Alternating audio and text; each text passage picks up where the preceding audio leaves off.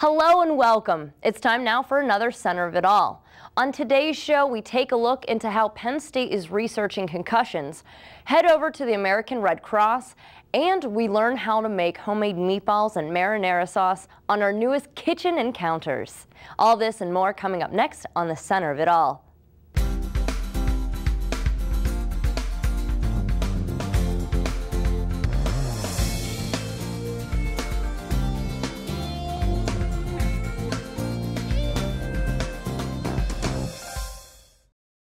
Hello, I'm your host, Alex Rabb. Thank you so much for joining. First off, we here at WHVL would like to congratulate Penn State's Thon. It's another record-breaking year, raising $12,374,034.46. What a huge accomplishment. As Penn State continues to fight childhood cancer, we can only wait and see what great things will come out of Thon next. Staying on this positive note, Andrew Callista went over to Penn State to get the skinny on the new research that's being done on concussions. Head injuries are a hot topic right now when it comes to player safety across all sports. And at Penn State Center for Sports Concussion Research, they're going virtual to protect student athletes against the very real dangers of concussions. It is a silent epidemic because it happened everywhere, in the high school, in the college level, in the professional level, in the Army, in Afghanistan, in Iran, in Iraq. The CDC estimates that there could be upwards of 3.8 million concussions every year. And according to Dr. Sam Slobanoff, the old school vision test and rest just doesn't cut it anymore. With the idea that we could create different type of virtual scenarios that put the athlete in a realistically looking environment, like an athletic field, or in a virtual room, on a virtual corridor, then you test memory, executive functions, and the reaction time, and other things that would reminiscent of the real-life situation. Those real-life situations take place here in Rec Hall at the Virtual Reality Lab, where they gather data on balance, memory, attention, and reaction times and compare them to baseline tests done before an athlete is concussed. Before putting someone back out on a field, we're able to bring them in here, put them in a safe and controlled environment, but be able to actually test these things without putting the athlete in any danger. That's the key, protecting the athlete's future. Finelli and her team use a 12x10 reality simulator to have participants navigate rooms, corridors, and an elevator. But it doesn't stop there, as they have also developed a system for 3D televisions and a portable headset for the sideline. Concussion is not just having headaches. It's not just having problems with your balance afterwards. It's not just being nauseous or being dizzy or having blurred vision. It's a huge combination of things, and Dr. Slobanoff may have said before that the brain is not simple. The brain is extremely complex. So how are we going to take a simple approach to diagnosing and tracking this injury? To fix a complex problem, it requires complex solutions. But for Dr. Slobanoff, he believes the time is approaching when this technology is available in every locker room across the country. The cost getting lower and lower, and I believe in the future, in a few years, that will be quite affordable, not only for universities, but also for high school. Einstein once said, "We can't solve problems by using the same thinking that created them." And that statement holds true here at Penn State. We go a lot deeper and a lot further with it. We actually do an actual EEG on people when they come in for testing. So we get the electrodes out, we cook up their hair a little bit, and we get a look at their actual brain waves. While the lawsuits in the NFL are driving the awareness of concussions, the solution begins on the youth fields across America. For the Center of It All, I'm Andrew Callista. Thanks, Andrew. Concussions are very serious. It's a good thing that Penn State is taking the research a step farther. We have to take a break, but when we return, we visit the American Red Cross. Welcome back to the Center of It All. The American Red Cross needs donations all year round, but they especially need them during the winter months. So I stopped down to their office to help out. Donating blood through the American Red Cross may or may not be something that you do throughout the year. Only 37% of the nation's population is eligible to donate blood, and less than 10% do so annually. So by donating at least once a year, you can do great things for your community. Now, don't give me the excuse that you don't have time. Giving blood only takes an hour of your day, and 1 pint of blood can save up to 3 lives. Understandably, some people have to battle their fears in order to donate. The best advice I can give to people who don't like needles is seriously don't look. I think if you don't watch that process, it becomes much, much easier. Thanks to a harsh winter of illnesses and the weather conditions, the American Red Cross has a shortage of over 6,000 units. So if you think the Red Cross is always looking for donors, well, it's because they are. The other thing that's important to remember is that the shelf life of a pint of blood is about 45 days. 5 days of that are testing. So there's a constant need for blood because we have to keep replenishing the blood supply. This Red Cross chapter supplies blood to 100 hospitals across their region. And those hospitals need other components of blood that you can donate, like platelets. And platelets are the part of the blood that allows clotting to occur. When people get low on platelets, when their platelet counts get dropped too low, it literally can affect their life. So if you take little children who have leukemia, and little kids like to run around and play, if their platelet level gets too low, they can't. They can't risk any kind of injury that might cause bleeding. And that includes getting bruised because that's internal bleeding. So I decided to go underneath the needle and donate blood. After I signed in and had my blood pressure and hemoglobin levels checked, I hit the bed and it was smooth sailing from there on out. All done. Yay. How was that? It was fine. It was painless. It went fast. What would you say to people who are scared to give blood? Well, don't be scared. I mean, you just gotta think. You gotta try it once and then see if you like it or not, and typically you probably will. But even then, if you are scared and you still don't like the experience, you can help and volunteer your time, and you can donate your hours to help with the cause, even if you can't donate blood. But all in all, it's short and sweet. This is the point, and you're helping people. I know people that have gone to the hospital for blood transfusions because of a disease, and helping out my community, that's exactly what keeps me donating. And the more you donate, the more everyone gets to know one another, solidifying the community bond. I realized that I should take this and have it apply to everything in my life. So as an advertising major, it's key to have a nice, close relationship with any customer, any target audience, and pretty much any career, a relationship is one of the most important things. Next time you want to help out your community, consider stopping by the American Red Cross. I hope you're hungry. Our resident foodie Mel Prosciutti is whipping up a delicious and traditional Italian dish. When I was growing up, my dad made spaghetti and meatballs every Tuesday night for dinner. My brother and I would jump off of the school bus and race to the front door. Today, I'm going to show you how to make the #1 Italian-American dinner, spaghetti and meatballs, along with my recipe for marinara sauce. Let's get started. I've put about 6 tablespoons of olive oil in the bottom of a wide bottom skillet. And you really want this to be a wide bottom skillet because what you want when the marinara sauce cooks, you want it to reduce and thicken, and the best method for doing that is putting it in a wide, shallow pan. And I'm just going to add about 1 pound of chopped onions. If you want them finely diced, that's your business. I'm going to add about an ounce and a half of garlic because my family likes it made with garlic.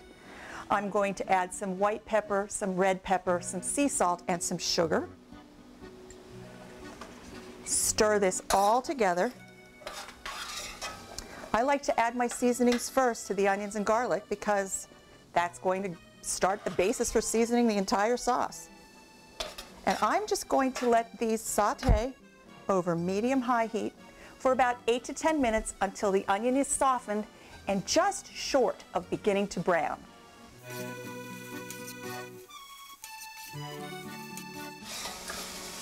My onions are softened, my garlic is softened, and nothing has started to brown.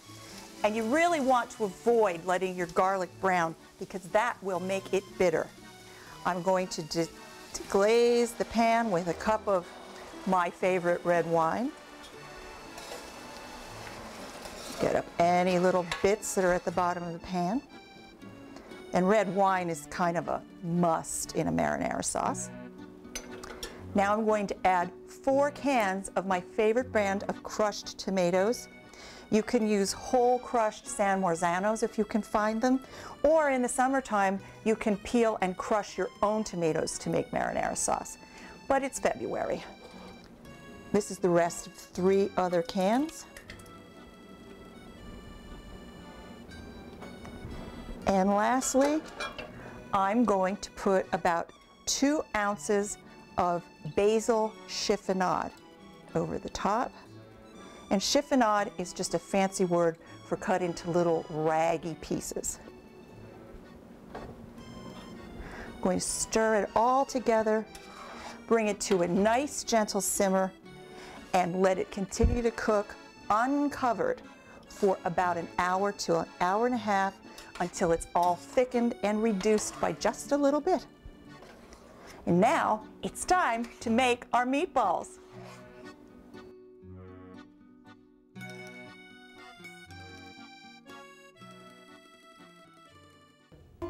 Kitchen Encounters in the center of it all will be right back. Welcome back, and thank you so much for your patience, but I won't hold you up any longer. Kitchen Encounters continues on. Mel takes us to the counter and we make our meatballs.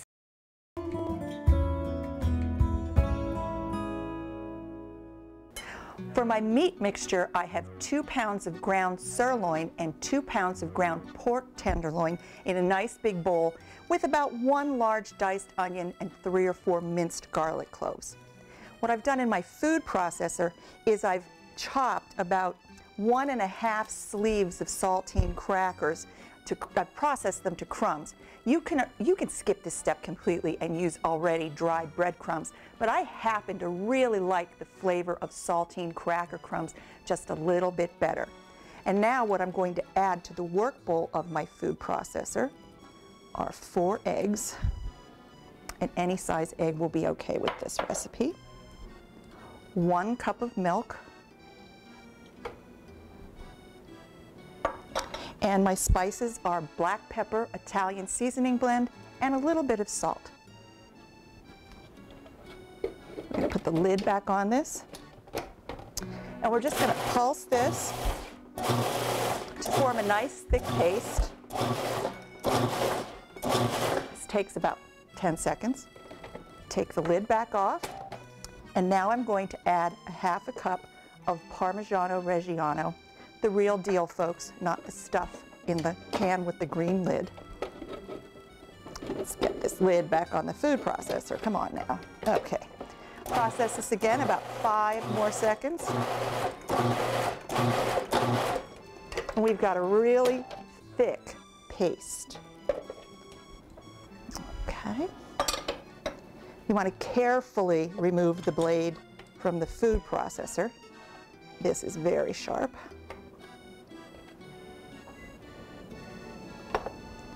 And we're going to add our saltine cracker cheese mixture to our meat mixture. Want to get every yummy, oh, this smells wonderful, the Parmesan cheese. Oh, if the eggs weren't raw, I could eat this myself just the way it is.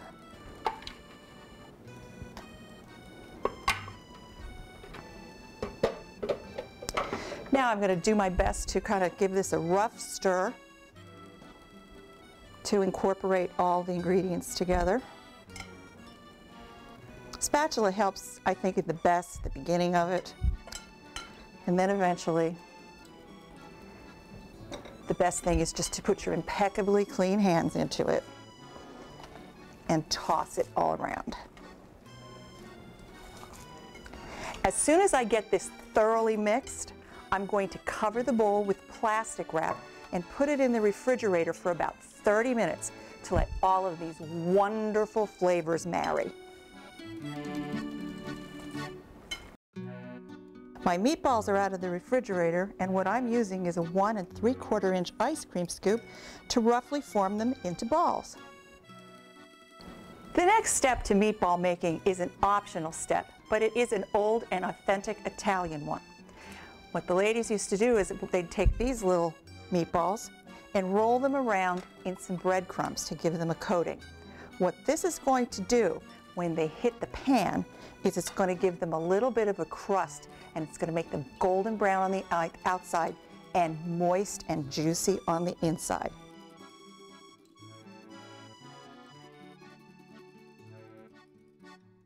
I've heated a little less than 1/4 inch of oil in the bottom of my electric skillet to 350 degrees. I'm using corn oil today. Feel free to use canola oil, but don't assume that because this is Italian food, you should be cooking with EVOO. The smoke point on that is just all wrong, and your meatballs will burn. So stick to something like corn, canola, or even vegetable oil. All I'm going to do is add all of my meatballs to the pan. And when they're all in, they're going to cook about 3 to 3.5 minutes till they're brown on the bottom. And then I'm going to flip them over and cook them for another 3 to 3.5 minutes. They'll come out, go on a rack in a pan, and they'll be ready to add to our simmering sauce.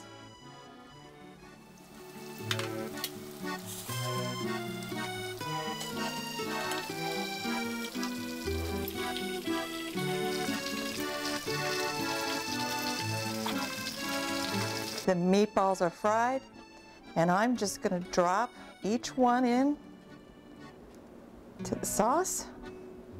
I'm going to partially cover this pan when I'm done, and I'm going to let them simmer for about 5 to 10 minutes, and as long as 20 to 30. And then it's time to eat.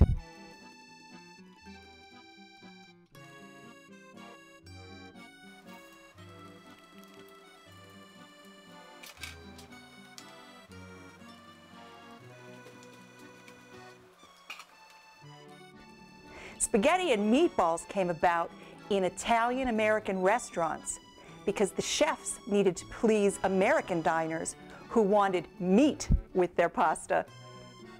For these and all of my recipes, just go to my website.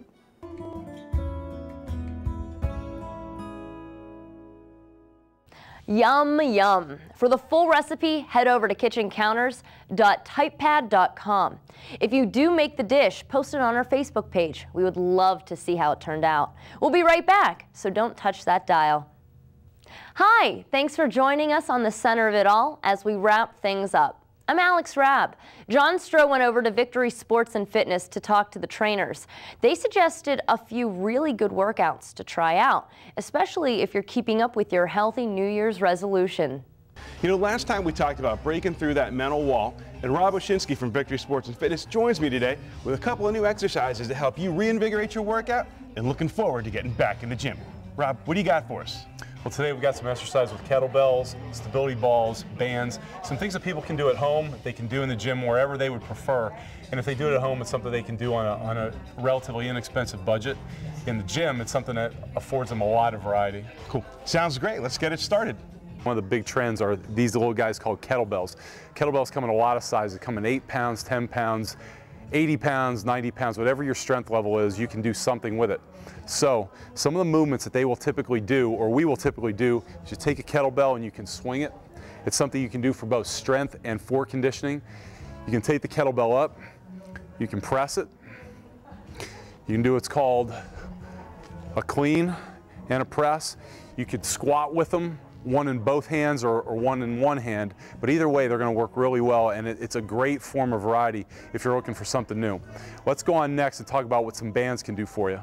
For those of you who've seen these are called jump stretch bands. You can do an amazing variety of things with these. I'm going to show you 2 or 3 exercises now that are part of literally hundreds of things you can do. But one exercise is a row.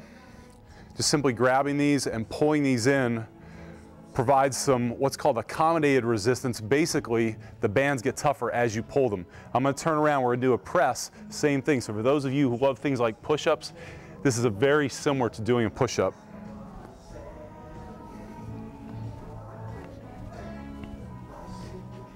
So stretch bands come in a variety of sizes that will enable you to do a huge range of exercise. We already did a press, we did a row. Now, for those of you who like to work your arms, you can take a band and you can do a curl. And I'm going to take you back to the bands we just did. And if you watch, you can take these overhead and turn this into a tricep exercise. You also can take them and load them in different ways to do your legs, to do your calves, a whole variety, like we talked about, of different exercises, but they can be fun and challenging in whole new ways. Next thing we're going to move on to is something called an equalizer.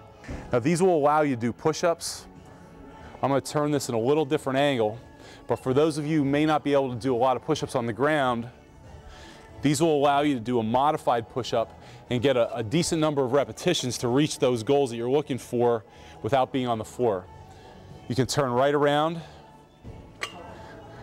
and do a version of a dip. You can also lie underneath and do a row. I'll do those next.